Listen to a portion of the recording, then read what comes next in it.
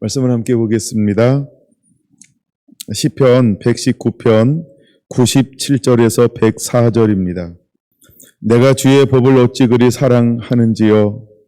내가 그것을 종일 작은 소리로 읊조리이다. 주의 계명들이 항상 나와 함께 하므로 그것들이 나를 원소보다 지혜롭게 하나이다. 내가 주의 증거들을 늘 읊조림으로 나의 명철함이 나의 모든 스승보다 나으며 주의 법도를 지킴으로 나의 명철이 노인보다 나으니이다. 내가 주의 말씀을 지키려고 발을 금하여 모든 악한 길로 가지 아니하여 싸우며 주께서 나를 가르치셨으므로 내가 주의 규례 들에서 떠나지 아니하였나이다. 주의 말씀의 맛이 내게 어찌 그리 단지요. 내 입에 꿀보다 더 다나이다. 주의 법도들로 말미암아 내가 명철하게 되었으므로 모든 거짓 행위를 미워하나이다. 아멘. 예, 오전에는 65절부터 72절까지의 말씀을 나누었습니다. 근데 107절부터 104절도 동일한 내용들이 계속해서 흐르고 있는 것들을 읽으시면서 느끼셨나요? 먼저 73편에서 80절까지는 그 마음속에 무엇을 품고 있을까? 하나님을 향한 소망, 아니 말씀을 향한 소망, 아니 하나님 안에 거하는 나의 소망이 무엇인가를 그는 노래하고 있다는 겁니다. 그래서 73절, 74절 보니까 하나님의 계명을 깨달을 수 있는 마음을 달라고 소망하고 있는 것을 발견합니다. 76절에서 77절까지는 하나님의 인자와 은혜를 소망합니다라고 하는 나의 소망의 마음을 담고 있습니다. 77절에 이렇게 말하죠. 주의 법이 나의 즐거움이 될 수 있기를 기도하며 소망하고 있습니다. 더 나아가 80절에는 주님의 말씀을 흠없이 지킬 수 있기를 그는 소망하고 있습니다. 이제 실패했던 그 삶 가운데서 말씀 때문에 돌아와 그는 무엇을 소망하고 있는가? 그는 끊임없이 말씀을 깨닫기를 소망하고 있고 하나님의 인자와 은혜를 소망하고 있고 그 주의 법이 나의 영원한 즐거움이 되기를 소망하고 있으며 주의 말씀이 흠이 없이 지키도록 삶을 살겠습니다라고 하는 소망을 가지고 하나님 앞에 나아가고 있습니다. 다음 81에서 88편까지는 그 소망을 좀 더 구체적으로 하나님 앞에 올려드리는 기도가 나오는데요. 그는 공경에 처해 있을 때 하나님께서 오랫동안 도와주시지 않아도 이제는 낙심하지 않겠습니다라고 하는 좀 더 성숙하고 좀 더 자라난 그런 마음을 품고 하나님 앞에 기도하고 있는 모습을 발견할 수 있습니다. 그 다음에 87절에 보니까 원수들이 죽이려고 할 때에도 이제는 나는 주의 법도를 지키겠다라고 하는 새로운 각오를 표명하고 있다는 거죠. 이제 어떤 공격이 있어도 어떤 어려움이 있어도 또한 원수들에 의해서 죽는 한이 있어도 87절 하나님 앞에 나는 말씀을 지키는 자가 되겠습니다라고 고백합니다. 88절 그는 더 나아가 이렇게 말하죠. 하나님의 은총과 인자를 베풀어 달라라고 말입니다. 어쩌면 우리가 많은 위험들이 있고 어려움들이 있습니다. 여기 계속해서 반복되어지는 단어들이 있는데 그 단어가 무엇이냐 하면은 몇 절부터 가르쳐줘야 될까요? 예를 들어 오늘 본문의 말씀 보면 101편에 이렇게 말합니다. 모든 악한 길로 이렇게 말합니다. 끊임없이 우리 삶 가운데는 어떤 길이 있을까요? 악한 길이 있다는 겁니다. 95절에 이렇게 말합니다. 악인들이 나를 멸하라고 엿본다라고 말입니다. 여러분 시편 기자의 삶 속에 늘 주변에 무엇이 있다고요? 악한 자들이 있다는 겁니다. 또 무엇이 있을까요? 86절에 보니까 나를 핍박하오니라고 말하면서 나를 이유 없이 핍박하는 자들이 내 주변에 늘 있다는 것입니다. 85절에 그 핍박하는 자들이 누구일까? 교만한 자들이라는 거죠. 교만한 자들은 이유 없이 나를 핍박합니다. 조롱합니다. 멸시합니다. 해방합니다. 왜 그럴까요? 시기하는 거죠. 내 안에 있는 하나님의 평강과 사랑과 온유함 때문에 내가 하나님의 은혜와 은총으로 살아가는 누리는 그 삶을 보면서 그들은 질투하고 시기하고 있습니다.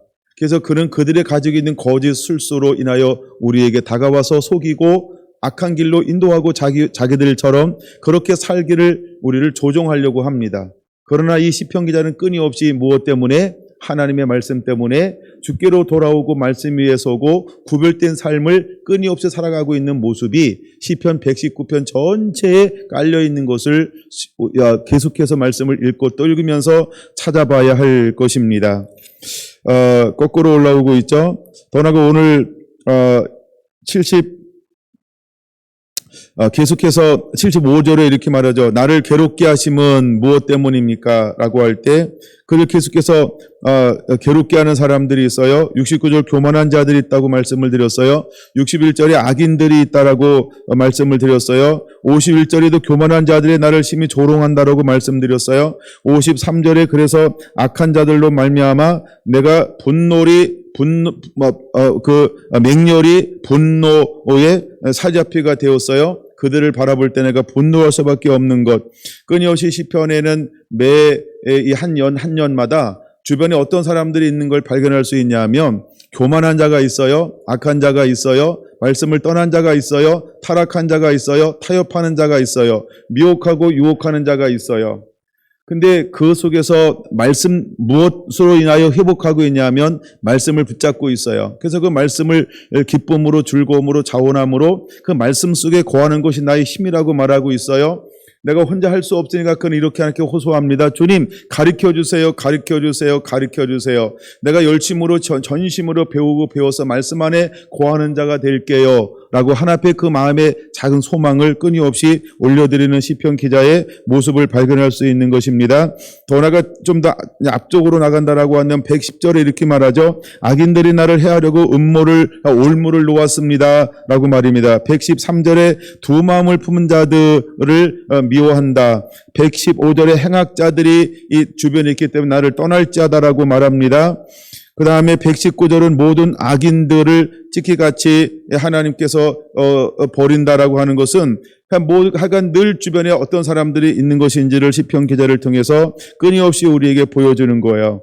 제가 이것을 읽으면서 하여간 될 수 있는 악인들, 교만한 자들, 해방자들을 한번 다 이렇게 새로운 연필로 표시해 봤어요. 그랬더니 매연마다 이런 것들이 그런 사람들이 있다는 거죠. 그럼 여러분 우리가 살고 있는 환경하고 시편 기자가 살고 있는 거랑 다를까요? 같을까요? 같다라고 하는 겁니다. 점점 세상은 타락할 거고 완악해질 것입니다. 더 극렬하게 하나님의 사람들을 핍박하게 될 것이고 조롱하게 될 것입니다. 여러분 시편 1편은 굉장히 중요한 걸 우리에게 보여주는 거예요. 시편 1편에 복 있는 자는 악인의 길을 따르지 않고 쫓지 않고 함께하지 않고 앉지도 않는 거예요. 그래서 복 있는 사람은 여호와의 말씀을 즐거워해 항상 묵상하는 자라고 하는 거예요. 끊임없이 그는 오늘 본문에도 뭐라고 말합니까? 읊조리겠습니다. 읊조리겠습니다. 또 읊조리겠습니다. 라고 그는 계속해서 하나님의 말씀을 묵상하겠다라고 하는 고백을 하고 있어요. 이제 여러분들이 이제 이번 주부터 시작해가지고 요한계시록을 우리가 한 2달 정도 계속해서 함께 퀴즈하면서 또 암송하면서 또 여러분들이 하나 영상 가르쳐 드릴 거예요. 광고 시간에 그 영상을 63개로 되어져 있는 영상인데 여러분들이 매일매일 하나나 2편을 보세요. 물론 순서적으로는 한 편씩 나가게 될 것인데 또 많이 보고 싶은 분들은 더 많이 보고요. 또 봤던 걸 또 보고 오늘 거 보고 내일 거 보고 그 다음에 복습하고 예습하고 또 반복하고 또 이렇게 계속해서 여러분들이 익숙해질 때까지 한번 보면 너무 좋을 것 같아요. 제가 지난주 집회를 준비하면서 그 영상을 발견하고 제가 한번 쭉 봤는데 여러 개 본 것 중에서 제 가장 마음에 와닿았어요. 네, 그래서 여러분에게 함께 소개합니다. 그래서 여러분들이 한번 같이 한번 보기를 원하고 그래서 요한계시록에 대해서 여러분들이 제가 다 가르쳐 줄 수 없는 밑바탕을 그걸로 좀 깔았으면 좋겠다라고 하는 마음이 있어요. 책은 제가 미리 주문해 놨습니다. 이제 아마 이번 초에 도착하면 수요일부터 아마 구입할 수 있을 거예요. 그냥 우리가 구입한 가격 4만 원인데 구입한 가격이 아마 10% DC에서 구입하게 될 거예요. 그래서 여러분 36,000원에 구입할 수 있습니다. 그러면 책도 보면서 영상도 보면서 또 문제도 만들면서 또 암송도 하면서 또 퀴즈에 참석하면서 한번 2달 정도 요한계시록을 깊이 여러분들이 젖는 그런 시간이 되었으면 좋겠다 이런 마음이 있습니다. 제가 이번 주 동부병성교회 집회하면서 요한계시록을 좀 다루었어요. 여러분들이 이미 그 파일이 다 공유가 되었죠. 안 들으신 분 회개하시고요. 듣는 분들은 또 들으면서 계속해서 그 말씀에도 은혜 받게 되기를 바랍니다. 할렐루야. 물론 저희 교회가 아니기 때문에 명성교회였기 때문에 명성교회 성도들이 1차 은혜 받기 원했고 함께하는 목사님들과 성도님들이 은혜 받기를 원하는 초점을 가지고 나누었어요. 만약에 우리 교회 정도라고 한다면 그것 플러스 좀 더 다른 것도 다루었을 거예요. 여러분들이 그런 시각으로 일단 그것도 들어두면 좋겠다는 거예요. 자꾸 밑바닥에 깔아 놓으시기 바랍니다. 그래서 이제 저희 교회에서도 이 성경 퀴즈를 하는 2달 동안에 이제 이 시편이 끝나면 뭐 시편이 오늘로 딱 끝날 수도 있고요. 또 그래도 한다고 했으니까 끝까지 보여줄 수도 있고 이래가지고 제가 약간 고민하고 있어요. 왜냐하면 한번 약속한 걸 끝까지 지키려는 마음이 제 안에 장점과 단점으로 남아있기 때문에 그래서 약간 72절까지는 한번 가야 되지 않나 이런 마음이 있어서 그런 고민이 좀 되긴 하는데 그러나 이건 다음 주부터는 어쨌든 요한계시록을 한번 다루기 시작할 것인데 그래서 이제 우리가 성경 퀴즈할 거니까 예배 시간에 많은 변화가 좀 일어날 거예요. 찬양은 10분에서 15분 정도 할 겁니다. 한 찬양이나 한 곡, 2곡 정도 해가지고 하나님께 올려드릴 거고 그 다음에 저는 30분 안에 말씀을 마칠 거예요. 제 안에 기적이 일어나는 거죠. 예, 한 60분, 70분 해야 제가 했다 이렇게 이제 좀 이렇게 몸이 풀리는데 하여간 30분 정도만 제가 하려고 생각하고 그리고 나머지는 이제 성경 퀴즈하고 암송하는 그런 시간들을 우리가 8주 동안 가지려고 그렇게 계획하고 있습니다. 다음 주부터 그렇게 나누게 될 거예요. 그러면 우리가 2달 정도를 뭘 하는 시간을 보내야 할까? 여기 오늘 시편 기자가 97편에 뭐라고 말합니까? 97편 같이 한번 읽어볼까요? 내가 주의 법을 어찌 그리 사랑하는지요. 내가 그것을 종일 작은 소리로 읊조리이다. 할렐루야. 주의 법을 작은 소리로 묵상하는 사람은 누구일까요? 하나님의 말씀을 사랑하는 자입니다. 내가 하나님을 사랑한다는 증거가 무엇으로 알 수 있을까요? 그는 종일 하나님의 말씀을 작은 소리로 묵상한다는 거예요. 읽는다라고 하는 거예요. 암송한다는 거예요. 그 다음에 되새김질한다라고 하는 거예요. 그게 뭐다? 사랑하는 증거다. 여러분 우리가 말로만 사랑하면 안 됩니다. 하나님을 사랑하는 자는 주의 법을 사랑하는 자는요. 하나님의 말씀을 매 순간순간마다 그것을 읊조린다는 거예요. 그러기 위해서 읊조르기 위해서 우리가 간직하고 있어야 되는 게 있어요. 머릿속에 넣는 거예요. 머릿속에 넣는 걸 암송한다라고 표현할 수 있죠. 그래서 우리가 순간순간 그 말씀을 되뇌이는 거예요. 많은 걸 암송해서 되뇌일 수 있고 하나만 암송해서 되뇌일 수 있고 어떤 부분을 암송해서 되뇌일 수 있고 그래서 중요한 건 되뇌이는 게 중요한 겁니다. 실제로 제가 이스라엘에 갔더니 수많은 사람들이 쭝얼쭝얼 하고 다니는데 이 사람들은 정통 유대인이에요. 예, 이렇게 이제 키퍼를 쓰고 까만 옷을 입고 막 다니는 사람들이요 늘 해요. 그다음에 통곡예배에 가니까요 거기 이렇게 계속해서 이렇게 하고 막 몸을 흔들면서 뭐라고 하고 있어요. 못 알아들어요 하나도. 저는 근데 그게 뭐 하는 거냐 하면 하나님의 말씀을 되뇌이는 거예요. 그러니까 우리가 주기도문처럼 우리가 기도문이 있는 것처럼 그냥 그것을 계속해서 말씀을 암송하는 거예요. 그것이 이루어지길 놓고 계속해서 기도하는 거예요. 그럼 우리가 주님을 사랑하는 자는 뭐 하는 자냐라고 할 때 97절에 말하는 것처럼 이것을 읊조리다라고 하는 이 말은 작은 소리로 계속 발성하는 거예요. 암송하고 머릿속에 생각하는 게 아니고요. 작은 소리를 만들어서 입 바깥으로 말씀을 내뱉는 거예요. 능력 있는 것은 어떤 것이냐 하면 생각하는 것은 능력이 없어요. 내가 입으로 작은 소리든 큰 소리든 만들어서 입 바깥으로 내보낼 때 그것이 살아 역사하는 말씀이 되는 거예요. 할렐루야. 그러므로 여러분들 읊조리는 법을 배워야 합니다. 자꾸 중얼중얼 거려야 돼요. 여러분들이 2달 동안 최소한 뭐 이렇게 중얼중얼 거려? 그러면 읊조리고 있어. 이래야 돼요. 여러분들이 읊조리는 자가 되어야 합니다. 즉 소리를 바깥으로 만들어서 나오게 해야 한다는 거예요. 내 안에 있는 음성은 능력이 안 나타나는데요. 내가 나사렛 예수의 이름으로 하면서 입으로 선포할 때 그때 능력이 나타나기 시작하는 거예요. 하나님의 생각하는 것이 나타나는 게 아니고 하나님의 생각한 걸 입으로 말하는 동시에 현상이 일어나는 거예요. 그런 것처럼 읊조리다라고 하는 것을 여러분들이 지금부터 해보게 되시기를 바랍니다. 여러분들 읊조릴 준비가 되었습니까? 이런 말씀을 자원함으로 왜 우리가 지켜야 할까? 시편 1편 2절에서 3절에 말하는 것처럼 내가 여호와의 말씀을 즐거워하여 그 말씀을 주야로 묵상하는 그 사람은 시냇가에 심기운 나무가 된다고 했어요. 할렐루야.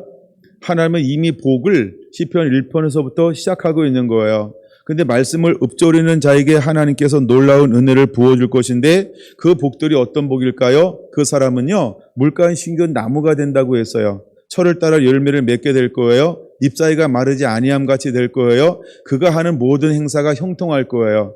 그 사람이 어떤 일을 하든지 형통한다고요. 그 사람은 형통하게 되어져 있어요. 왜요? 말씀 안에 머무니까요. 하나님의 말씀을 중심으로 해서 말씀을 따라가니까요. 하나님께 순종하는 삶을 사니까 그는 형통하게 되어져 있는 거예요. 여러분, 이 복을, 이 은혜를 누리게 되기를 예수님의 이름으로 축원합니다. 그리고 여러분들이 그 말씀을 늘 기억하면서 하나님의 복을, 하나님의 은총을 기억하고 기대하게 되기를 예수님의 이름으로 축원을 드립니다. 자, 보세요. 98절 이렇게 고백합니다. 주의 계명들이 항상 나와 함께하므로 그것들이 나를 원소보다 지혜롭게 하나이다 라고 말합니다. 여러분, 원소들은 지혜로운가요? 지혜롭지 않나요? 굉장히 지혜롭습니다. 원소들의 모략과 술수들을 하나님이 이기게 할 것입니다. 원소들의 모든 간계와 술책들을 이기게 할 것입니다. 할렐루야. 여러분, 뱀은 굉장히 지혜롭죠. 할 수만 있으면 모든 사람도 유혹하고 미혹하죠. 그리고 실제로 미혹당하죠. 아까 오전에 봤던 것처럼 그도 뭐에 속았어요? 거짓말이에요. 속았단 말이에요. 내 안에 뭐가 있었어요? 하나님의 말씀보다 때로는 세상의 욕망과 욕정과 그 다음에 정욕이 있었어요. 근데 이것을 통하여서 우리를 흔들어 놓을 수 있어요. 그래서 우리가 하나님의 말씀 앞에 읊조리고 말씀 앞에 머물면 하나님께서 우리와 함께함을 통해서 원수보다 우리를 지혜롭게 할 거라는 거예요. 그러니까 우리가 사단보다 우리가 지혜로워야 사단을 이길 수 있겠죠. 근데 무엇을 해야 사탄보다 지혜롭게 될 수 있을까요? 하나님의 말씀을 읊조리는 거예요. 할렐루야. 그러면 하나님이 나와 함께함을 통해서 뱀보다 더 지혜롭게 할 거예요. 아멘. 사단을 이기게 할 거예요. 아멘. 그래서 미혹에 넘어지지 않게 할 거예요. 미혹에 넘어간다 이 말은 사단이 내가 가진 것보다 더 세다 이거예요. 뭔가 더 다른 게 있어요. 그러니까 넘어가는 거예요. 근데 우리가 미혹받지 않기 위해서 뭐 하는 자가 되어야 할까? 단순합니다. 그냥 하나님의 말씀을 매일매일 묵상하는 자가 되어야 돼요. 읊조리는 자가 되어야 돼요. 읽는 자가 되어야 돼요. 그래서 요한계시록에 계시를 주면서 하나님께서 말씀하실 때 세 가지 하라고 말씀하잖아요. 읽고 듣고 지켜 행하는 자는 복이 있다. 요한계시록을 다 주시고 난 다음에 22장 7절에 뭐라고 말씀하냐면 내가 속히 오리라 이 말씀을 지키는 자에게 복이 있나니 라고 말합니다. 저는 계속해서 그냥 읽다 보니까 익숙해서 입에서 나오는 거예요. 그런 것처럼 우리가 하나님은 다 준 다음에 뭘 요구합니까? 이 율법책을, 이 계시록을 지켜 행하는 자가 복이 있다는 거예요. 그럼 하나님은 오늘 우리에게 뭘 말하고 있을까요? 이 하나님의 말씀을 지켜 행하는 사람이 복이 있는 거예요. 사단을 이기는 것은 멀리 있는 게 아닙니다. 내가 말씀을 가지고 지켜 행할 때 이기는 자가 되어지는 거예요. 그러므로 여러분 이기는 자의 삶을 살게 되기를 예수님의 이름으로 축원을 드립니다. 삶의 지침을 깨닫게 하는 지혜가 어디서 나올까? 바로 여호와를 경외케 하는 삶의 지혜가 어디에서 나올까? 모든 악을 파하게 하는 지혜가 어디에서 나올까? 어디에서 나올까요? 하나님을 경외함에서 이 지혜가 나오는 줄로 믿으시기 바랍니다. 그러므로 하나님은 우리가 말씀을 묵상할 때 99절에 뭐보다 더 승하게 한다라고 말씀하고 있습니까? 예, 스승보다 더 승하게 한다는 거예요. 우리가 말씀을 묵상하면 스승보다 더 승하게 만드는 거예요. 그 다음에 우리가 말씀을 묵상하면 누구보다 더 낫게 만들까요? 노인이요. 노인보다 더 승하게 만들고 노인보다 더 지혜롭게 만들 거예요. 노인은 무엇을 가지고 있을까요? 많은 경험들을 가지고 있어요. 스승은 무엇을 가지고 있을까요? 말씀의 지혜를 가지고 있어요. 근데 우리가 말씀을 계속해서 묵상하면 묵상하는 사람이 옛날 걸 가지고 하는 스승을 뛰어넘게 될 거라는 거예요. 만약에 제가 매일매일 말씀을 연구하고 매일매일 말씀을 읽지 아니하면 머무르지 아니하면 여러분들이 저보다 훨씬 나요. 그렇죠? 그게 그럴 수밖에 없는 거예요. 하나님은 지혜를 누구한테 주냐 하면 지금 말씀을 묵상하는 자에게 하나님이 모든 지혜를 주시는 거예요. 그 다음에 노인들은 경험이 많죠. 예, 그래서 노인들에게는 경험을 통한 지식과 지혜를 얻을 수 있어요. 근데 우리가 말씀을 읊조리면 100절에 뭐라고 말합니까? 노인보다 나을 것이다. 이렇게 말씀하고 있는 거예요. 그래서 여호와를 경외함이 지혜의 근본이라고 했던 것처럼 우리는 여호와를 경외하는 자는 어떻게 할까? 그래서 삶의 지침을 깨닫게 하는 지혜가 말씀을 읊조리고 묵상할 때 임하게 될 줄로 믿습니다. 여호와를 경외하는 자에게 지혜를 주실 줄로 믿습니다. 모든 악을 파할 수 있는 지혜는 하나님의 말씀을 읽고 묵상하는 데서 오게 되는 것을 믿으시기 바랍니다. 이것이 우리의 삶이 되어야 하는 겁니다. 101절은 이렇게 말하죠. 내가 주의 말씀을 지키려고 발을 금하여 모든 악한 길로 가지 아니하여 싸우며 라고 말합니다.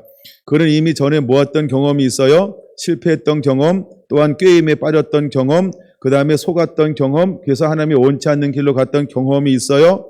근데 그는 회개하고 주께로 돌아왔어요. 그 다음에 내 입에 주의 말씀이 천원보다 더 귀하나이다라고 말씀하면서 그는 묵상하는 것을 결단하고 각오했어요. 그러고 난 이후에 그는 어떤 삶을 더 사모하게 될까요? 하나님의 말씀을 읊조리는 삶이요. 그랬더니 그에게 하나님이 어떤 길로 다시 가겠다라고 고백합니까? 원수들은 끊임없이 내게 다가와서 악한 길로 유인할 거예요. 유혹할 거예요. 근데 그는 악한 길로 유인할 때 그는 어떻게 하겠다고 말하는 것입니까? 악한 길로라고 하는 길은 생활이고 삶을 말하는 것인데 그는 악한 삶이나 생활을 하지 않겠다. 즉 하나님을 떠난 삶을 살기지 않겠다. 그리고 나는 하나님의 말씀을 지키는 말씀 안에 머무는 삶을 살겠다라고 스스로를 의지적 결단하고 있는 걸 볼 수 있어요. 그래서 우리가 101편 옆에다가 의지적 결단 이렇게 적어놔야 돼요. 이거는 의지적인 결단을 하는 것입니다. 우리는 매 순간순간마다 하나님의 말씀을 붙잡고 의지적 결단을 할 수 있는 자가 되어야 할 줄로 믿습니다. 더 나아가 그는 102절에 이렇게 말하죠. 주께서 나를 지키셨으므로 내가 주의 귤에 들여서 떠나지 아니하였나이다 라고 말입니다. 그러니까 오전에 봤던 거하고는 전혀 새롭죠. 여러분 이것이 회개입니다. 그리고 이것이 은혜인 것입니다. 이런 은혜가 우리 안에 임하게 되길 원합니다. 이것이 바로 변화라고 하는 것이고 성숙이라고 하는 것입니다. 그 다음에 그는 어떤 삶을 살까? 하나님의 말씀을 지켜 행하는 삶. 그 말씀을 내게 가르쳐 주세요. 말씀을 내게 가르쳐 주세요. 내가 전심으로 주의 말씀을 지켜 행하겠나이다라고 그는 결단했죠. 근데 하나님께서 말씀의 은혜를 부어주었어요. 그랬더니 그는 실제로 일상생활 속에서 또 악한 것이 와서 게임에 빠지지 않고 이제 악한 자의 삶을 사는 것이 아니고 나는 평생 동안 의리적 결단으로 모함에 살겠다라고 고백하고 있습니까? 말씀을 따라 지켜 행하는 자가 되겠습니다라고 그는 고백하고 있는 거예요. 근데 그가 더 이상 악한 게임에 빠지지 않는 이유가 어디 있을까요? 103편 이렇게 말합니다. 주의 말씀의 맛이 내게 어찌 그리 단지요 내 입의 꿀보다 더 단아이다라고 그는 고백하고 있습니다. 정말 여러분에게 말씀이 단맛이 될 것입니다. 할렐루야. 꿀보다 더 귀하게 될 것입니다. 할렐루야. 에스겔하고 그 다음에 계시록 10장에 나오는 이제 마지막에 그 선지자들은 하나님의 두루마기 펴진 두루마기를 먹을 거예요. 근데 그 먹을 때 입에서는 꿀 같고 배에서는 쓰게 된다고 했어요. 물론 거기에는 뭐가 있을까요? 애곡이 있죠. 그래서 애곡이 있으니까 쓴 거예요. 애곡이라고 하는 건 뭐냐면 왜 애곡하고 통곡할까요? 잘못된 것을 바라볼 때 그 영적인 아픔, 아버지의 마음이 있기 때문에 그런 거예요. 그래서 마지막 때 하나님의 사람들은 또 하나님께서 어떤 복음을 주는 사람들에게는 사람들이 바른 길로 돌아올 수 있도록 소위 말하는 회개의 복음을 전파할 거예요. 근데 그 마음이 회개를 선포하지만 그 마음에 무엇이 있을까요? 끝없는 사랑, 한없는 사랑, 한량없는 아버지의 마음을 품었기 때문에 강하고 담대하게 단순히 그들이 멸망하고 망하기를 원하는 것이 아니고 진심으로 그들이 이 말씀을 듣고 돌아오기를 원하는 아버지의 마음, 사랑이 있기 때문에 끝없고 한없는 사랑이 있기 때문에 그들을 향하여 강하고 담대하게 외치게 될 거예요. 나중에 여러분 보시겠지만 두 증인이 입고 있는 옷이 있어요. 어떤 옷을 입을까요? 어떤 옷을 입을까요? 어떤 옷을 입을까요? 한 개도 안 들려요. 제 옷을 입는 거예요. 그래서 이거는 회개를 말하는 거예요. 아직 퀴즈 안 내는 거니까 못 맞힌 것 같아요. 내가 계속 몇 번 물어본 이유는 나중에 보너스 점수 플러스 주려고 했는데 안 들린 사람은 어떻게 할 수가 없고요. 예, 그래서 그래서 그가 제 옷을 입고 있는 거예요. 왜 그럴까요? 뭘 상징하는 걸까요? 그는 회개의 복음을 전하는 것이라는 제 옷이라고 하는 건 회개를 상징하는 거예요.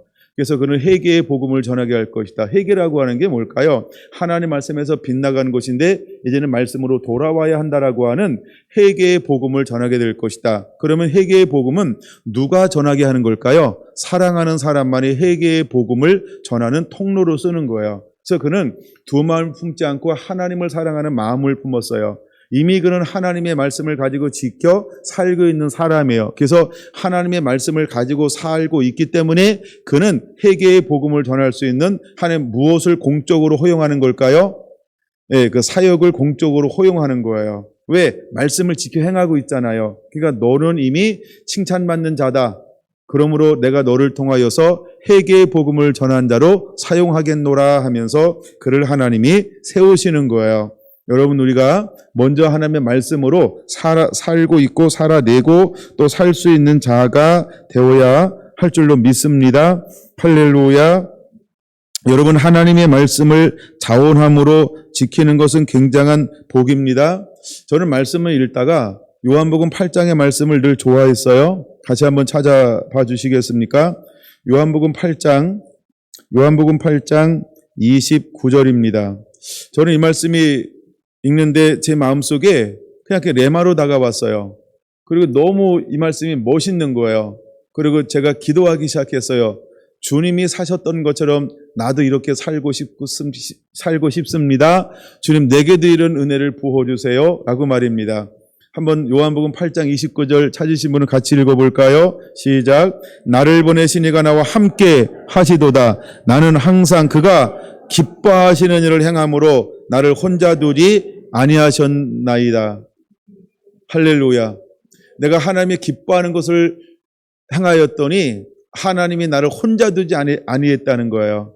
그게 함께 했다는 거예요. 그럼 하나님과 동행하는 비결이 뭘까요? 하나님이 기뻐하시는 것, 즉 하나님 말씀을 순종하는 거예요. 다르게 말하면 여기는 그렇게 표현하고 있지 않지만 이렇게 표현하고 있는 거죠. 나는 하나님을 사랑합니다. 실제로 14장 21절과 똑같은 거예요. 하나님의 말씀을 가지고 지키는 자라야 하나님을 사랑하는 자니. 근데 이미 29절은 뭐 하고 있어요? 기뻐하는 일을 행함으로가 뭘 포함하고 있는 걸까요? 나는 하나님의 말씀을 가지고 지키고 있습니다. 이렇게 포함하고 있는 거예요. 그러니까 그는 어떤 거예요? 하나님을 사랑하는 거죠. 여러분의 삶이 되기를 예수님의 이름으로 축원을 드립니다. 요한복음 6장에 예수님께서 요한복음 6장 하나님의 뜻이 무엇일까? 요한복음 6장 38절에서 40절 한번 볼까요? 38절. 내가 하늘에서 내려온 것은 내 뜻을 행하려 함이 아니요 나를 보내신 이의 뜻을 행하려 함이라. 나를 보내신 이의 뜻은 내게 주신 자 중에 내가 하나도 잃어버리지 아니하고 마지막 날에 다시 살리는 이것이니라. 내 아버지의 뜻은 아들을 보고 믿는 자마다 영생을 얻는 이것이니 마지막 날에 내가 이를 다시 살리리라. 할렐루야. 여러분, 하나님의 뜻이 무엇일까요? 바로 이것입니다. 아들을 보고 믿는 자마다 영생을 얻게 하는 것입니다. 이것이 아버지의 뜻인 것입니다. 그러니까 예수 그리스도로 말미암아 하나님을 믿게 하는 거죠. 예수 그리스도로 말미암아 영원한 생명을 얻게 하는 것이죠. 이것이 아버지의 뜻인 것입니다. 그래서 하나님은 예수님을 이 땅 가운데 보내워 주었습니다. 근데 예수님이 이 땅 가운데 오셨는데 그는 무엇으로 오셨을까요? 그는 떡과 잔을 가지고 있는, 떡과 피를 가지고 있는 양식으로 이 땅 가운데 오셨다라고 하는 것입니다. 그래서 우리는 예수님을 먹는 자가 되어야 합니다. 예수님을 소유한 자가 되어야 할 줄로 믿습니다. 35절은 이렇게 말하고 있습니다. 예수께서 이르시되 나는 생명의 떡이니 내게 오는 자는 결코 줄이지 아니할 것이요 나를 믿는 자는 영원히 목마르지 아니하리라라고 말씀하고 있습니다. 예수님의 생명의 떡입니다. 예수님은 잔입니다. 그러므로 예수님으로 말미암아 우리가 예수님을 먹으면 영원히 목마르지 아니하게 될 것입니다. 할렐루야. 그래서 예수님이 스스로 이렇게 말하는 거예요. 내가 생명의 떡이다 라고 말입니다. 그래서 예수님께로 오는 자는 결코 줄이지 아니할 것입니다. 또한 예수님을 믿는 자는 영원히 목마르지 아니할 것입니다. 그럼 예수님의 피, 잔은 무엇이냐 하면 예수님을 믿는 거야. 믿음으로 받아들인 거예요. 예수님은 나의 주님이십니다라고 고백하는 거예요. 할렐루야. 여러분 안에 그런 믿음의 고백의 변화들이 일어나게 되기를 원합니다. 48절 이렇게 말하고 있습니다. 내가 그 생명의 떡이니라 라고 말입니다.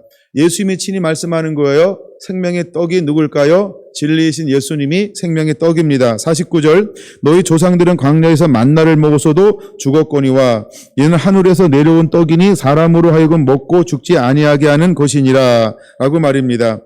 자, 조상들은 광야에서 뭘 먹었어요? 만나를 먹었어요? 음료를 먹었어요. 근데 이것이 고린도전서 10장에는 뭐라고 말씀하고 있습니까? 신령한 만나, 신령한 음료라고 분명히 말합니다.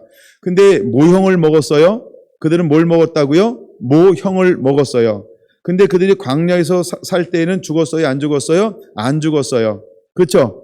근데 그들이 불순종했을 때 신령한 만나와 신령한 음료를 먹었을 때 그들은 죽었어요? 안 죽었어요? 죽었어요.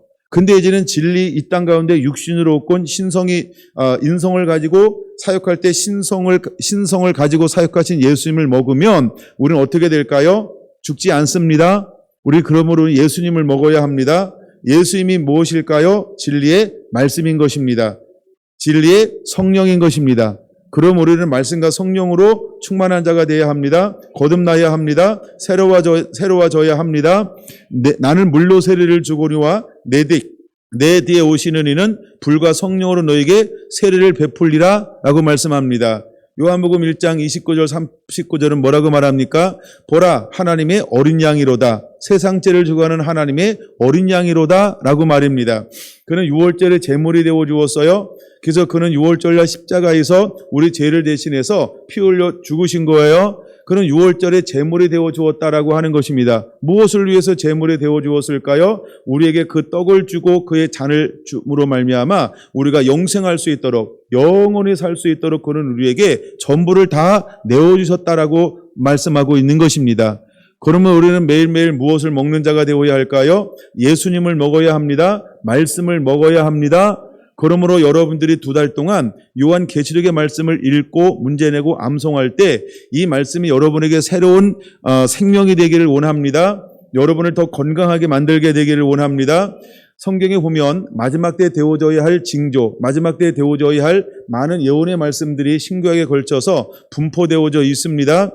근데 우리가 그것을 어느 정도 2달 동안 볼지는 모르지만 이것들을 통해서 우리가 또 한번 이 계시록이라고 하는 또 계시라고 하는 또 마지막 때 되어질 일이라고 하는 새로운 이 부분에서 여러분 안에 하나하나 나름대로 정리가 되어지고 또 깨닫고 그리고 예비하고 또 준비해서 정말 우리가 무엇을 하는 삶으로 하나님을 기쁘시게 하는 자가 되어야 하는지를 한번 2달 동안 함께 계시록을 나누면서 달려가 보게 되기를 원합니다. 할렐루야.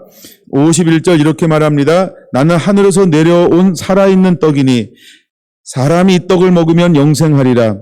내가 줄 떡은 곧 세상의 생명을 위한 내 살이니라 하시니라. 할렐루야.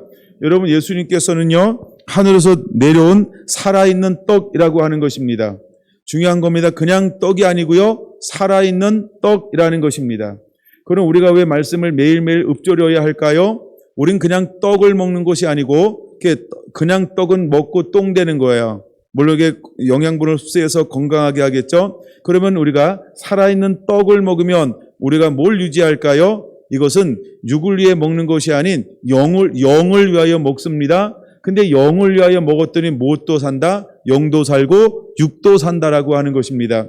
그러므로 저와 여러분들은 이제는 살아있는 떡이신 예수님을 먹을 줄 아는 또 먹기를 갈망하고 사모하는 자가 되어야 할 줄로 믿습니다. 53절 이렇게 말합니다. 내가 진실로 너희에게 이르노니 인자의 살을 먹지 아니하고 인자의 피를 마시지 아니하면 너희 속에 생명이 없느니라 라고 말씀하고 있습니다. 여러분들이 하나님의 말씀을 읊조리지 아니하고 말씀을 오래도록 묵상하지 아니하면 여러분 안에는 무엇이 없을까요? 생명이 점점점 희미해져서 언젠가는 꺼지게 될 겁니다. 그러므로 우리는 매일매일마다 무엇 하는 자가 되어야 할까요? 예수님의 말씀을 읊조리는 자가 되어야 할 줄로 믿습니다. 할렐루야. 그러면 우리 안에 무엇이 점점점 왕성해지기 시작할까요? 하나님의 생명인 것입니다. 하나님의 생명인 것입니다. 제가 이제 집회를 준비했어요. 그 준비하는 가운데도 하여간 여러 가지 있었고 그러나 집회를 마지막 준비할 때는요, 제가 서재에서 굉장한 하나님의 임재와 영광 가운데 머물러서 그냥 막 집회를 준비하는데 말씀이 막 보여지기 시작하는 거예요. 그래서 막 신나게 말씀을 준비했어요. 그리고 딱 갔어요. 첫 시간이 되었어요. 이제 말씀을 전하려고 했더니 근데 첫 시간은 너무 힘들었어요. 제가 준비가 부족했나 봐요. 그래가지고 혼자 또 가가지고 혼자 하면서 막 기도하고 씨름하고 했어요. 둘째 시간 좀 좋아졌어요. 근데 셋째 시간 더 좋아졌어요. 넷째 시간이 더 좋아지고요. 다섯째 시간이 더 좋고요. 마지막 시간에는 너무 좋았어요. 왜 그럴까요? 우리가 계속해서 말씀으로 씨름하는 거예요. 그리고 이미 그분이 준 것으로 하는 것이 아니고 또다시 그 시간에 하나님의 은혜를 구하는 거예요. 그리고 하나님이 우리와 함께 할 때, 우리가 그분의 살을 먹을 때 여러분 그 안에 하나님이 역사하고 일하시게 될 거예요. 할렐루야. 여러분들이 너무 바쁘신 분은 6편 중에서 나는 2개만 들어야지 그러면 5번, 6번을 들으세요. 그리고 나는 1개만 딱 들어야지 라고 하는 분 6번만 들으세요. 6번이 제일 좋습니다. 하여간 저한테는 6번이 제일 좋을 것 같은 생각이 들어요. 저도 아직 한 번도 안 들어봤어요, 아직. 예. 갔다 왔더니 육체적으로 피곤해요. 아직 제가 온전히 쉴 시간이 없었어요. 어제도 이제 오전에는 이제 오늘 가정에 와가지고 또 2시간 말씀을 나눈다고 미리 일어나서 또 그거 준비하고 또 2시간 나누고 또 이제 뭐 이렇게 하고 하여간 뭐 아직 온전히 쉴 수가 없어서 육체적으로는 굉장히 피곤했어요. 그래서 오늘 아침에도 일어나가지고 이제 또 이 말씀을 막 준비하는데 오늘 오전에 이제 이걸 준비한 거예요. 그래서 그 다음 걸 준비하는데 배는 게 없어요. 그 다음 거 했는데 배는 게 없어요. 그 다음 거 준비했는데 배는 게 없어요. 이게 4번째 연이에요. 그래서 하나, 둘, 셋은 그냥 이렇게 개론만 살짝 이렇게 가르쳐 준 거예요. 근데 그거 정리하는데도 한참 걸렸어요. 읽고 이건 뭐라고 얘기해야 될까? 근데 이제 이 92편, 97편부터 104편 보는데 이제 정신이 말짱해지는 거예요. 네, 그래가지고 이게 조금 보이기 시작을 했어요. 그래서 여러분들에게 오늘 오후에는 이 말씀을 다루고 있는 것입니다. 근데 이제 요한복음을 계속 보고 있죠. 53절 봤죠? 54절 볼까요? 내 살을 먹고 내 피를 마시는 자는 영생을 가졌고 마지막 날에 내가 그를 다시 살리리니. 아멘. 내 살은 참된 양식이요 내 피는 참된 음료로다. 아멘.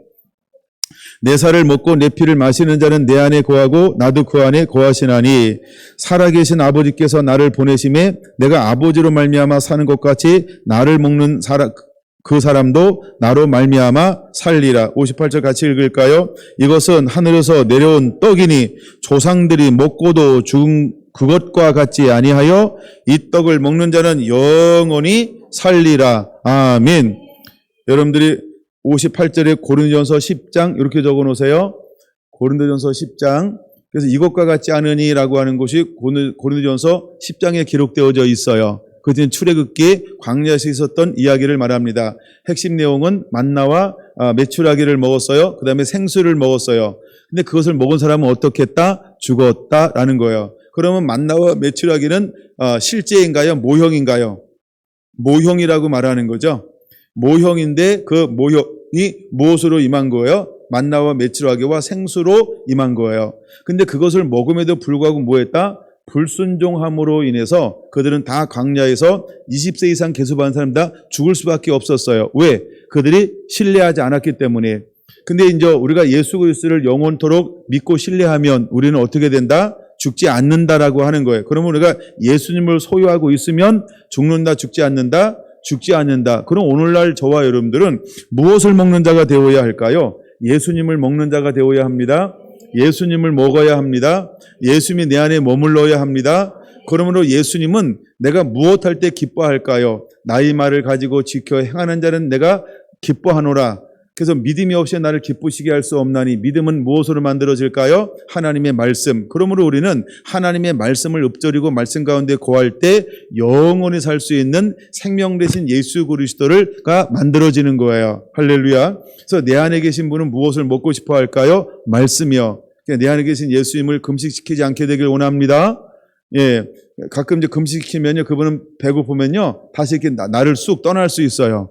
여러분들이 예수님을 떠나지 않도록 매일매일 말씀을 일용할 양식을 이렇게 최대한 상차림을 잘해가지고 내 안에 계신 예수님을 대접하는 자가 되어야 합니다.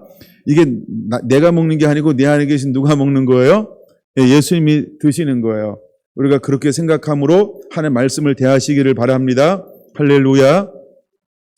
제가 지난번 한번 얘기했나요? 유영경 목사님이 올해 들어서 성경을 몇 번 읽겠다라고 작정하고 매일매일 많은 시간에 말씀 읽는 시간에 막 삶을 투자했어요. 물론 전에도 했었고 했었는데 간헐적으로 하기는 했었어요. 근데 그게 쌓였어요. 근데 올해 또 다시 말씀 읽고 또 말씀 읽고 막 이랬어요. 그 다음에 우리 40대 집사님들과 같이 하자고 막 독려도 하고 막 이렇게 했어요. 그리고 여러 가지 모습으로 했어요. 내가 집사님하고 교제한 건데 무엇을 느끼냐 하면, 달라지네? 이런 걸 느껴요. 뭘 느낀다고요? 달라지네? 무엇이 윤혜경 목사님을 달라지게 할까요? 맨 앞에 앉아서 그럴까요? 멀리서 와서 그럴까요? 신랑이 멋있어서 그럴까요? 신랑이 우리 성도는 제일 거인일 거예요. 예, 거인하고 사세요. 예. 근데 그래서 그럴까요? 저는 그렇다고 보지 않아요. 물론 그런 것도 조금 육체 연습도 약간의 유익이 있으니까 약간의 유익은 될 수 있을 거예요. 근데 무엇이 그를 변화시키고 성숙시켜가고 있을까요? 매일매일 그냥 밥 먹고 성경만 읽는 거예요. 얼굴도 안 꾸며요. 예, 처음 올 때보다 요즘에 덜 꾸미고 오세요. 예, 그래서 도시스럽지 않고 경주스러워져 가고 있어요. 근데 본인이 그걸 알까요? 모를까요? 예, 정신 차리면 안 돼. 정신 없나 봐요. 내가 정신 없는 게 좋은 것 같아요. 그러니까 말씀에 그만큼 더 집중하고 있다라고 하는 거예요. 근데 그 영이 날마다 새로워지는 거예요. 본인은 자기 영을 잘 못 볼지 몰라요. 그러나 주변에 있는 그 사람들은 뭘 느낄까요? 육의 모습도 보이지만 영의 모습도 느껴지는 거예요. 이렇게 교제하고 보면 제가 깜짝 놀라요. 왜 놀랄까요? 네, 영이 다른 거예요. 속 사람이 달라지는 거예요. 그래서 놀라고 있는 거예요. 근데 영이 달라지는 것을 무엇을 통해서 느낄 수 있을까요? 말씀을 집중하는구나. 찬양을 혼자 예배하려고 얼마나 몸부림치는구나. 하여간 혼자 얼마나 몸부림치는지 몰라요. 때로는 그게 좌절될 수도 있고 낭망할 수도 있고 힘 빠질 수도 있고 그렇죠. 포기할 수도 있고 그냥 늘어지게 잠잘 수도 있고 이렇잖아요. 예, 근데 그럴 때마다 또다시 깨가지고 세수하고 정신 차리고 또 말씀 읽고 어느 날 이렇게 하는 거예요. 목사님 말이 안 나와요. 왜 기가 막혀요? 그랬더니요. 아니 목이 막히다고요. 기가 막힌 게 아니고 하도 말씀을 소리내서 읽으라 그랬더니요. 그 7시간 8시간 하루 종일요. 소리내서 읽는 거예요. 그러니까 며칠 전에 목이 미르는 거예요. 막 그래가지고 목소리가 안 나온대요. 소리내서 읽었더니 얼마나 예쁜지. 왜냐하면 시키는 대로 그대로 하는 게 예쁘다 이 말이에요. 하나님 보시기에 얼마나 그쵸 예쁘겠어요. 우리가 어린아이와 같지 않은 결단코 천국을 볼 수 없느니라고 했는데 단순하게 그대로 하잖아요. 그랬더니 그런 수많은 것들을 통해서 무엇이 만들어지는 거예요? 영의 아름다움이요. 영의 깊이요. 그러니까 점점점 자라나고 있는 거예요. 여러분 안에도 이런 은혜가 동일하게 일어나게 되기를 원합니다. 할렐루야. 그래서 우리가 하늘에서 내려온 떡, 여러분 우리가 예수 그리스도를 먹으면 영원히 죽지 않고 살게 되는 은혜가 임하게 될 줄로 믿습니다. 근데 영의 말씀을 했어요. 그랬더니 60절 뭐라고들 말할까요? 제자들 여럿이 듣고 말하되 시작. 이 말은 어렵도다. 누가 들을 수 있느냐? 이렇게 말합니다. 여러분 마지막 때가 되면 구분이 되기 시작할 거예요. 제가 가끔 이런 말을 공식적으로 하는 게 있어요. 오늘 설교는 못 알아듣는 설교가 될 겁니다. 이런 거 있어요. 또 오늘 설교는 대부분이 못 알아들을 것입니다. 이렇게 또 이런 설교도 합니다. 듣기는 들었는데 정말 못 알아들어요. 근데 저는 굉장히 신나서 할 때가 있어요. 왜 그러냐면 오늘은 한번 못 알아듣는 설교 한번 해봐라. 이런 사인을 줄 때가 있어요. 근데 오늘 예수님은 요한복음 6장은 어떤 설교를 하고 있는 거예요? 어려운 설교요. 즉 못 알아듣는 설교요. 그래서 제가 여기서 힘을 얻었어요. 아하, 예수님도 못 알아듣는 설교하는구나. 또 못 알아듣는 설교 예수님은 너무나 가끔 잘하세요. 예수님께서 천국의 비밀을 말씀했어요. 사람들이 알아듣나요? 못 알아듣나요? 못 알아들었다. 특별히 제자들도 알아들었다. 못 알아들었다. 못 알아들었다. 그래서 한적한 곳에 모였을 때 승질 급한 사람이 아니고 궁금한 사람이 예수님께 묻습니다. 예수님, 오늘 낮에 했던 비유의 말씀을 도대체 못 알아듣겠어요. 그거 좀 가르쳐주세요. 너 못 알아들었니? 그래, 알았어. 한번 앉아봐. 이래가지고 예수님은요 또 민원 청구잖아요. 그래서 제가 예수님 닮아가려고 노력해요. 그래 그것을 하나하나 풀어주기 시작하는 거예요. 예. 그랬더니 하나하나 풀어주기 시작하는데 알아들었다, 못 알아들었다. 그때는 알아들었는데 뒤돌아서 다 잊어버렸다. 그래가지고 예수님이 홀로 가는데 아무도 함께 가지 않는다. 그리고 부활하신 예수께서 만나서 마음의 문을 열어주고 깨닫게 할 때 그때서야 그들은 실제로 영으로 깨닫기 시작한다. 여러분들이 그것을 끊임없이 반복해야 돼요. 들을 때는 은혜가 되는데 왜 뒤돌아서면 뭘 은혜 받으면 잠깐만요 목사님, 노트 봐야 되고 기다려야 되고 뭐 딴 얘기하고 할 얘기 없으니까 막 아이고 이제 목사 안 만나야지 피하고 왜 그럴까? 뒤돌아서면 잊어버려. 집에 갈 때 이렇게 빠져나가셔야 돼요. 뒤돌아서면 잊어버리니까. 근데 누구도 그랬다? 제자들도 그랬다. 괜찮은 거예요. 그 수없이 여러분들이 반복하면서 자라나는 거예요. 근데 예수님이 어느 때 어떤 사역을 하는 거죠? 그들을 모아놓고요, 마음을 열어 깨닫게 하는 거예요. 그래서 우리가 제자의 삶이라고 하는 건 뭐냐 하면 마음을 열어 깨닫게 하는 거예요. 우리가 이제 대구셀 가가지고 남자셀을 제가 10주를 했어요. 우리 김영식 집사님이 남자 대표로 참석을 했는데, 근데 이제 여자들이 이제 들러리를 많이 오셨었어요. 근데 하여간데 김영식 집사님 말씀을 나누는데 얼마나 잘 들으시는지, 또 이렇게 숙제를 해주면 나름 잘하세요. 또 나름 적기도 하고 메모도 하고 막 그 노력하고 막 사모하고 열정들이 많이 보이시는 거예요. 그래서 저는 마음이 너무 흐뭇했어요. 그러니까 지금도 이렇게 김영식 집사님 바라보면 너무 행복해요. 그냥 김영식 집사님 그럼 난 행복한 거야. 그 모습이 행복한 거예요. 할렐루야.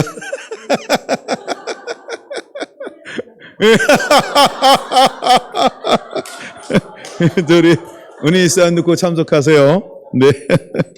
네. 근데 너무 좋아요. 왜냐하면 막 하자고 그러잖아요. 우리 이제 한상 목사님도 저기 공부하고 싶다고. 그래가지고 이제 4주 끝났어요. 네, 이제 4주 끝났는데 이제 그 계시로 끝나면 그 다음에 또 하자고 그러시면은 또 이렇게 하겠습니다. 그러면서 막 말씀을 나누는데 말씀도 잘하시고 말씀도 잘 듣고 이해도 잘하셔요. 야, 이거 제가 탐나요. 네, 그래서 우리 한상 목사님하고 오래도록 같이 이렇게 제자의 삶에 이런 걸 나누고 싶어요. 그럼 이제 예수님께서 제자들을 모아놓고 말씀을 풀어주기 시작하잖아요. 그랬더니 그 풀어준 말씀 때문에 이 제자들은 누가 걸어갔던 그 길을 그대로 걸어가나요? 스승 되시는 예수님이 걸어갔던 그 길을 그대로 걸어가는 거예요. 그러니까 여러분, 우리 안에 제자의 삶들이 이루어져야 하는 겁니다. 이제 이번 주 화요일 날도 대구셀은 11시부터 5시까지 또 이렇게 일일 말씀 세미나 할 거예요. 제가 이제 어제부터 기도하고 있어요. 주님, 화요일 날인데 뭘 할까요? 그러면서 이렇게 막 피곤해가지고. 근데 오늘 또 기도하는 거예요. 하나님, 화요일 날 또 세미나인데 뭐 할까요? 그러고 계속 기도하는 거예요. 예, 그리고 뭘 할까? 아직 정해지지 않았어요. 근데 또 내일이 또 하루가 있기 때문에 하여간 아마 안 되면 또 화요일 날 일찍 일어나가지고 또 새벽에 또 막 마무리하고 막 그리고 멀쩡하게 올라갈 거예요. 하여간 시간은 6시간이지만 뭘 나눠야 할까? 계속해서 하나님께 묻고 또 하여간 필요한 것들을 나눠서 하여간 제자의 삶에 대해서 주님을 닮게, 그래서 하나님이 우리에게 부르심을 따라서 어떻게 주의 마음을 시원케 해드리는 추수꾼들이 될 수 있을까? 사명자들이 될 수 있을까? 그런 시간들을 계속해서 만들어 갈 것입니다. 여러분들이 그런 시간이 있을 때마다 사모함으로 모여들게 되기를 원합니다. 할렐루야. 다시 60절입니다. 이렇게 말하는 거예요. 이 말이 어렵다는 거예요. 그럼 이 말이 뭐냐 하면 영에 관한 말씀이요. 다시 말하면 뭐냐 하면 내가 살이고 내가 피다 라고 이 말씀이 어렵다는 거예요. 그러니까 예수님을 먹는다라고 이 말씀이 어렵다라고 하는 거예요. 예, 그랬더니 예수님께서 이제는요, 땅의 꽃을 주지 않고 하늘의 꽃을 줬어요. 그랬더니 땅의 꽃에 익숙한 사람이 하늘의 꽃을 먹으니까 어렵다고 하는 거예요. 여기까지는 괜찮아요. 여러분, 어려워도 상관이 없어요. 뭐만 하지 않으면 될까요? 떠나지만 않으면 되는 거예요. 여기 잘 보세요. 난 이 말씀이 너무 가슴이 아픈 거예요. 66절이요. 절수도 66절이에요. 시작. 그때부터 그의 제자 중에 많은 사람이 떠나고 다시 그와 함께 다니지 아니하더라. 뭘 주니까 사람들이 떠났어요? 영의 말씀이요, 생명의 말씀이요, 내가 생명의 떡이다라고 하는 살아있는 말씀을 주니까, 썩을 말씀이 아니고요, 영생하도록 있는 영생의 말씀을 주니까 누가 떠나는 거예요? 제자들이 떠나는 거예요. 이 제자들은 누굴까요? 3년 6개월 가까이 함께했던 사람들이요. 3년 이상 함께했던 이 사람들이 떠나는 거예요. 뭘 주니까? 이제는 땅의 것이 아닌, 썩을 것이 아닌, 일시적인 것이 아닌 영원한 걸 주니까요. 왜? 감당할 수가 없으니까요. 그래서 예수님은요, 살아있을 때 다 줄 수가 없었어요. 부분적으로 줘도 그들은 감당 불능이었죠. 누구도 감당 불능이었을까요? 12제자도 감당 불능이었어요. 70인 제자도 감당 불능이었어요. 허다한 제자들도 감당 불능이었어요. 그래서 예수님은 이것을 와해시키는 게 목적이 아니에요. 그렇죠? 뭐예요? 하나님 이렇게 말해요. 내게 준 자는 내가 한 명도 잃어버리지 않겠다. 이것이 하나님의 목적이잖아요. 내 뜻이 아까 38절, 39절, 40절 먼저 이걸 읽고 시작했어요. 그러니까 내게 준 자는 하나님은 아무도 잃어버리지 않는 것이 아버지의 뜻이라고 하는 거예요. 그래서 하나님이 이제는 한번 영성의 말씀, 새로운 차원의 말씀을 공급했더니요, 이들이요, 두두두두두 다 가을도 아닌데 다 떨어지는 거예요. 그리고 다시는 예수님이 이런 식으로 말씀을 전하지 않았어요. 이런 게 딱 한 번 기록되어져 있어요. 이게 딱 한 번이요. 예, 어쩌면 산상수훈에 대한 5장, 6장, 7장의 말씀은 사역을 시작한 지 얼마 안 돼서 해서 그런지 아무도 안 떠났어요. 그럼 그들은 산상수훈을 먹었을까요? 여러분과 산상수훈이 어떤 말씀이라고 하죠? 최고의 말씀이라고 하죠. 이거는 장성한 자의 말씀이라고 말하죠. 산상수훈 여러분 아시죠? 이제 산상수훈 한 번도 나눠본 적이 없어요. 왜 그럴까요? 너무 깊어서. 부분적으로만 다뤄봤어요. 그러나 언제 감동을 주면은 산상수훈 한번 나눠보려고 그래요. 그리고 그것도 제가 하여간 기도 목록 중에 하나예요. 하나님 저보고 언제 산상수훈을 다루게 하실 것입니까? 여기 감동 주면 그걸 다루는 거예요. 예, 그러면 이게 3장이잖아요. 근데 3장이니까 몇 번 나눌까? 한 100번은 나눌까 하면서. 근데 은혜 줘야 나눠요. 제가 공부해서 나누는 거 그냥 좋은 사람 거 책 보세요. 이름을 확 편합니다. 근데 저는 공부해서 나누는 게 아니고 하나님께서 감동을 줘야 돼요. 예, 그러면 그걸 나누기 시작할 거예요. 근데 계속해서 그것도 제가 기도하고 있어요. 근데 이런 것처럼 산상수훈의 말씀은 예수님이 사역 초기에 나누었단 말이에요. 이걸 그들이 진짜 먹었을까요? 먹고 안 먹고 그게 중요한 게 아니에요. 일단 예수님이 선포해놓고 그 다음에 뭐 하기 원한 거예요? 이것이 기록되어지기를 원하는 거예요. 이것이 저자들 기록되어지기 원하는 거예요. 그리고 계속해서 후대에 이 말씀이 계속해서 우리 가운데 존재하면서 하나님이 무엇을 원하는지를 우리에게 가르쳐주기 위해서요. 그럼 내가 지금은 모르지만 언젠가는 이건 뭐 할 말씀인가요? 내가 깨달아야 될 말씀, 내가 먹어야 될 말씀, 내가 소화해야 될 말씀, 나도 이것을 전하고 먹여야 될 말씀. 할렐루야. 그래서 제가 웬만하게 제가 은혜 받아서 나누는 건요, 여러분들의 뭐랄까 이렇게 여러분의 형편껏 제가 나누어 줄 수 있어요. 어린아이는 어린아이대로, 노인은 노인대로, 젊으면 젊은대로, 승질 급한 청년이면 청년대로. 네, 정렬이 많아도 하여간 그대로 나눠줄 수. 왜? 깨달아서 전하니까요. 깨달은 걸 전하는 거니까요. 지식을 전달하면 이거는 내가 애들 거밖에 모르는데요. 이미 뭐 공부해서 전하는 건 그 수준만큼밖에 모르잖아요. 그렇죠? 근데 하나님 은혜 줘서 나누는 거는 레벨하고 상관없어요. 그냥 물어보면 그걸 나눌 수 있는 거예요. 할렐루야. 그래서 여러분들에게 이런 영의 양식들이 주어지는 은혜가 그대로 임하게 되기를 예수님의 이름으로 축원합니다. 61절 같이 읽습니다. 예수께서 스스로 제자들에게 이 말씀을 대하여 수군거리는 줄 아시고 이르시되 시작. 이 말이 너희에게 걸림이 되느냐? 그러면 너희는 인자가 이전에 있던 곳으로 올라가는 것을 본다면 어떻게 하겠느냐? 살리는 것은 영이니 육은 무익하니라. 내가 너희에게 이르는 말은 영이요 생명이라. 그러나 너희 중에 믿지 아니하는 자들이 있느니라. 수많은 사람들이 영의 말씀을 읽을 때 어떻게 반응했어요? 영에 걸림이 되었어요. 여러분은 걸림이 되지 않게 되길 바랍니다. 할렐루야. 여러분 애들에게 무엇을 이렇게 주면은 받는 게 있고 안 받는 게 있어요. 우리가 이제 아이언이한테 뭐 이렇게 먹는 걸 주는데요. 이러더라고요. 이러더라고요. 또 이렇게 입에다 쑥 넣잖아요. 그냥 뱉어내더라는 거예요. 뱉어내더라는 거예요. 우와. 그러니까 자기에게 필요한지 안 필요한지를 이야, 걔가 그렇게 잘하는 거예요. 근데 걔가 뱉어낸 거지 부모 입장에서는 먹으면 좋은 거예요, 안 좋은 거예요? 그렇죠. 여러분 이렇게 하지 않게 되기 바랍니다. 뭘 좋은데 뱉어내.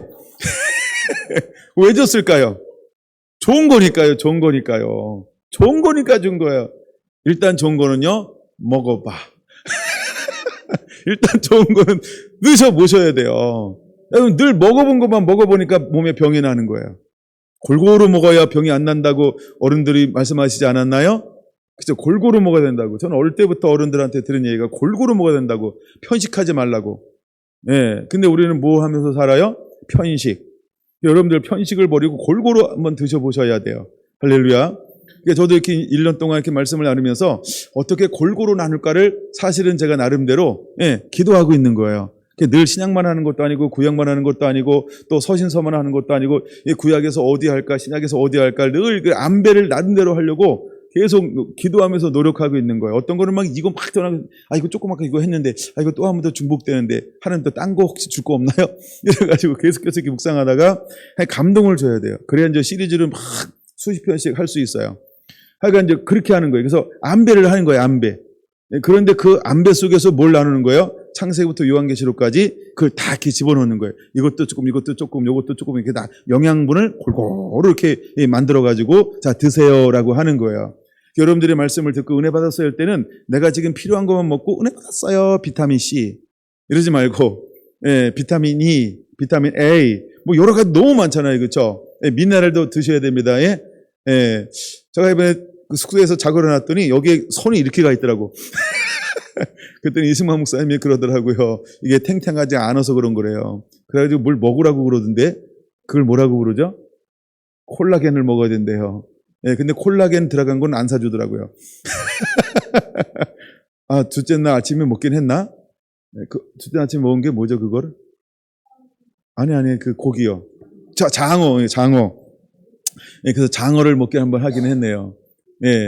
그래서 그런 것처럼 우리가 골고루 드셔야 돼요, 골고루. 하나님의 말씀을 골고루 우리가 먹는 습관을 가져야 할 것입니다. 아멘. 자, 이제 말씀을 마무리해야 되는데 67절 보겠습니다. 예수께서 12 제자에게 이르시되 너희도 가려느냐? 누구에게도 이렇게 물어봐요. 12 제자에게도 그럼 너희도 가려느냐? 라고 12 제자에게도 하나님이 그 마음을 떠보는 걸까요? 분명히 묻습니다. 너희도 가려느냐? 그럼 여기 앉아 계신 성결한 성도에게 묻습니다. 여러분들도 가시겠습니까?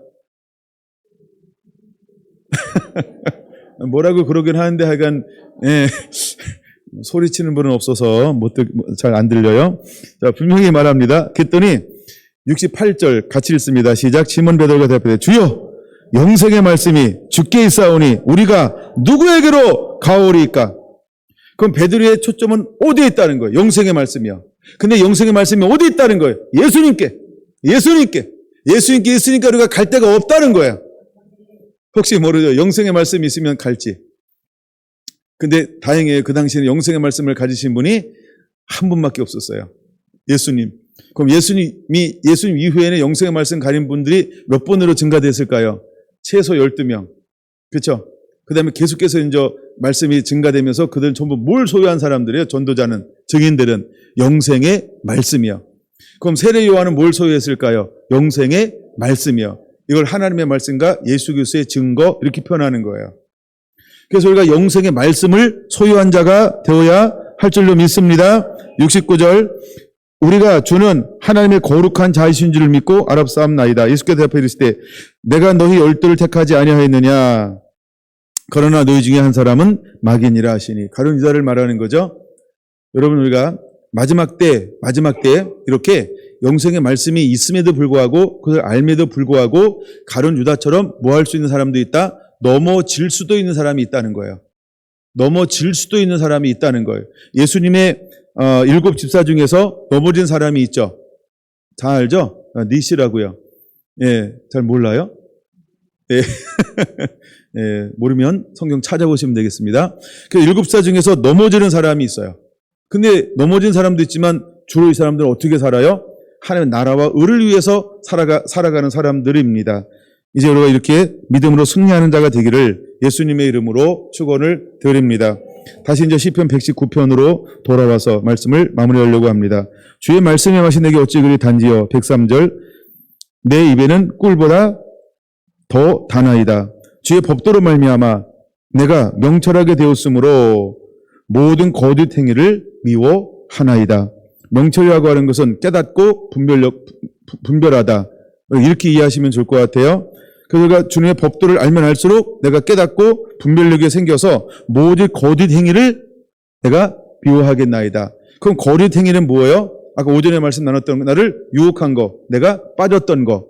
근데 말씀을 깨닫게 되니까 이제는 그 말씀을 붙잡고 무엇을 이겨낼 수 있는 거예요? 마귀의 유혹, 친구들의 유혹, 비진리의 유혹을 이겨낼 수 있는 말씀이 되는 거죠. 그러므로 여러분들은 생명길만 걸어가게 되기를, 그리고 생명을 나누어 주는 자의 삶을 살아가게 되기를 예수님의 이름으로 축원합니다. 기도하겠습니다.